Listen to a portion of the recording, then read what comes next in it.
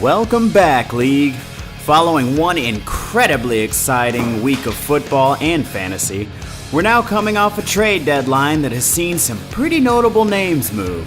Some a bit unexpectedly, but more on that in a moment.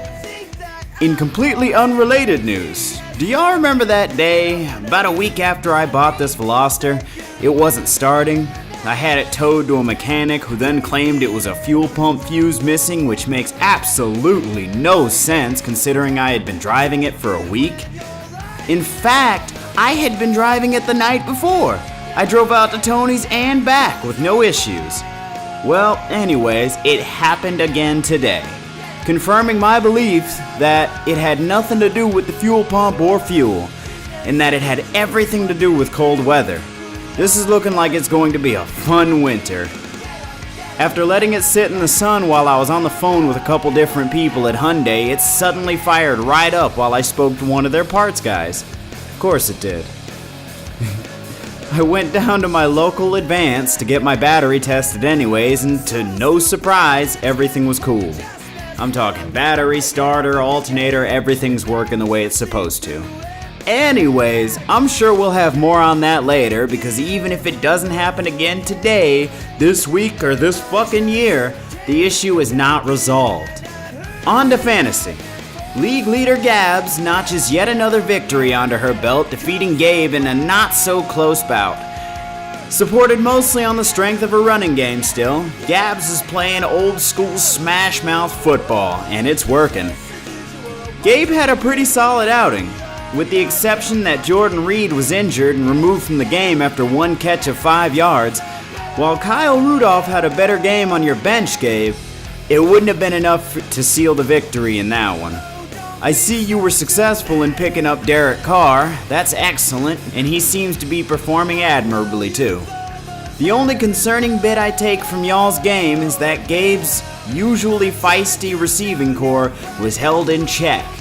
But I don't expect that to be a trend. I mean, it's Antonio Brown and Julio Jones. Come on. Julio Jones. Gabs, you continue not needing any guidance, so I'll stifle.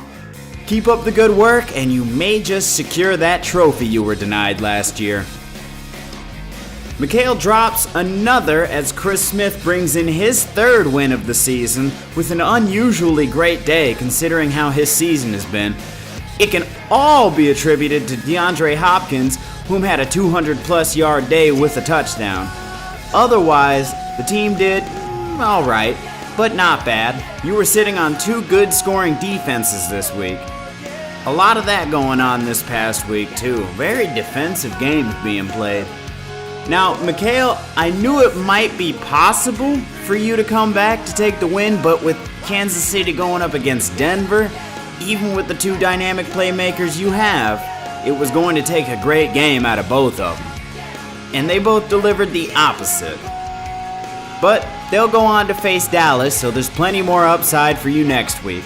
Chris, I would say don't expect that kind of game out of Hopkins again, but you never know. And especially with Watson playing his ass off and them going on to face a rather porous Indy secondary, I'd keep him in the lineup. I did chuckle at the fact that you had him at your flex position because he outscored all your receivers and running backs combined. I know Marvin Jones hasn't been doing a lot this year, but his 2 biggest games so far have been his last 2. So if there was ever a time to break him out, it would definitely be nowish.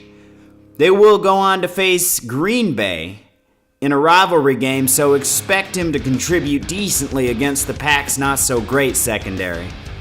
Mikhail, just Jerick McKinnon. That's all. Wouldn't have won you the game, but damn, bro, against Cleveland you didn't gamble on either of those Vikings you have? It's alright, they go into a bye week, so can figure. Tanks went to town on the hipsters and also posted the highest score in the league, propped up by Tom Brady and the newest shiny toy in Pittsburgh's offense, Juju Smith-Schuster. almost 200 yards and a touchdown. I'll actually be shocked if Martavis Bryant returns with the team next year. Shit, ask Cleveland how they feel. Of course, they can't just cut bait with Josh Gordon. He's a next level talent with the potential to actually make them relevant when he's on the field. So we'll see how that saga plays out and if this man ever makes a return. Ryan, wasn't too much you could do in this instance. Melvin Gordon did his thing and Alex Smith would have been a better play if not for that fumble.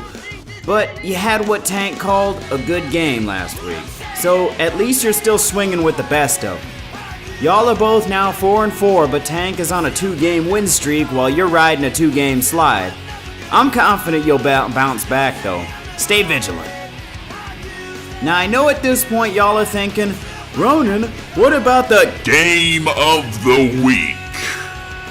Well, I was just getting there. Of course, that moniker this week goes to none other than Roni B. Tony. Duh. I mean, did y'all catch the corresponding NFL games? I spent several days mulling over which QB I should start. It felt oddly wrong to bench Deshaun Watson when he's playing so exceptionally, but he was headed to Seattle to face the Legion of Boom, a secondary that carries a certain status he had yet to play against. Never mind all that.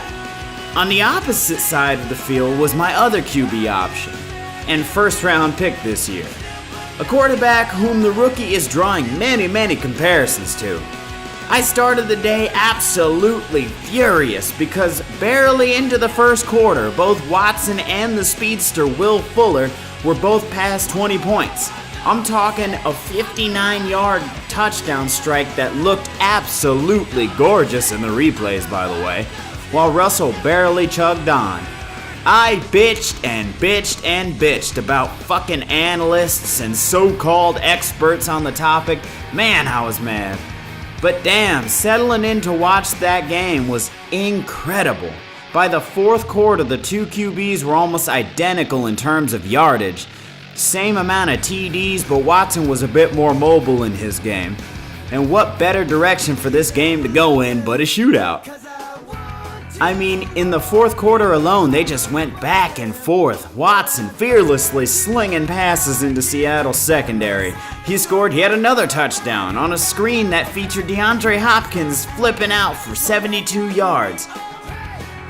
Then at the very end, Russell led a drive that would have just been a score for me if not for a holding penalty. That made them have to do it again, and this time resulted in a touchdown pass to Jimmy Graham, helping Tony a smidge.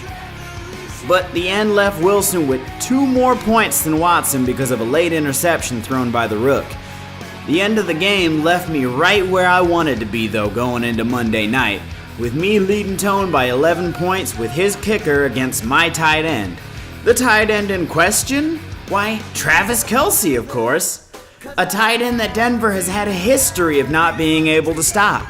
And while Tone's kicker certainly turned in a hell of a game, he could not catch me. Not with Kelce. Not with Kelce on my side. A solid game, Tone, but I'm sorry. I needed to use you as a platform to launch my playoff push. It should only hurt because you had the pieces you needed to beat me. On your bench. Anyways, with the NFL's trade deadline being on Halloween, there was a decent amount of activity, the most notable, of course, at least to me. Jay Ajayi has been traded to the Eagles for a 4th-round pick. I mean, right after it happened, both Tank and my dad, who normally doesn't text, texted me about it. Almost simultaneously. In fact, I think it was simultaneous. I don't know for sure because I was dealing with my car thing, remember? Anyways, Tank and I texted about it for a second, but he made a good point. It's an odd punishment to send an underperforming player to the best team in the league that analysts now believe are ready to make it to the Super Bowl this year. Damn, that would be embarrassing. Breaking news! As of writing this anyways, the Panthers traded Kelvin Benjamin to the Bills. So now this team that has been playing ball very well this year is getting some much needed help at the wide receiver position. Well, fuck y'all, how about that? Are we really about to start the conversation that the Bills could challenge for the AFC East? They just might now. Speaking of the AFC East, the other notable trade was the Pats parting ways with their quarterback insurance policy, as it became apparent to them that they simply could not sustain having a QB room that stacked. Jimmy G was simply seen as too valuable, and there was no way they were going to be able to match his market value, as the Browns were already willing to give up a first-round draft pick to get him. Of course, Billy simply will not do anything to help that floundering franchise. Bet y'all didn't know he was their head coach for about 4 years before his first job with the Pats. So instead, Belichick took a second-round pick from San Fran, whom subsequently released Hoyer the Destroyer, whom there is already talk of getting re-signed. That's right, I said it, re-signed by the Patriots. The Pats are the team that originally gave him a shot after he went undrafted in 2009, lending weight to the argument that anyone that gets brought into that QB room with Tom Brady is going to be considered valuable to somebody somewhere. Need examples? Cite, of course, Jimmy G, Jacoby Brissett, Ryan Mallett, and as earlier stated, Brian Hoyer. After the season he's had in San Fran, getting back behind Brady could just save his career, if not at least allow him to pad his pockets before drifting out of the league as an urban legend.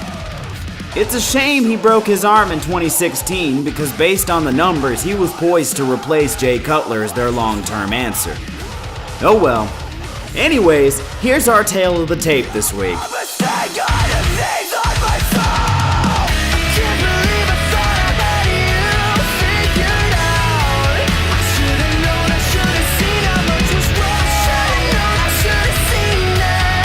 So set your lineups and set your phasers to kill, and we'll see you next time right here on Ronin Radio.